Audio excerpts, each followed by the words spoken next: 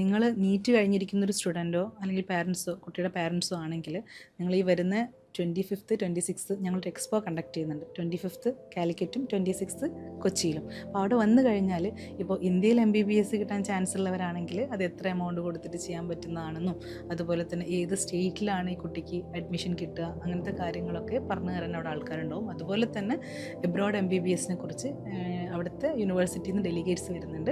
So അവരോട് നിങ്ങൾക്ക് direct interact ചെയ്ത് സംസാരിക്കാം. നിങ്ങൾ വന്നിട്ട് അതായത് നിങ്ങളൊരു കൺസൾട്ടൻസി ആയിട്ടൊന്നും എടുക്കണ്ട.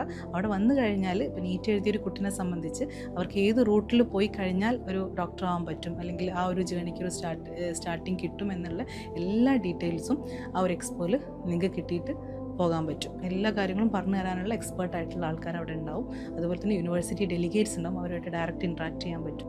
നിയർ ബൈ പ്ലേസസിലുള്ള ആൾക്കാരാണെങ്കിൽ നിങ്ങൾ എന്തായാലും ഈ എക്സ്പോ വന്ന് അറ്റൻഡ് ചെയ്യണം.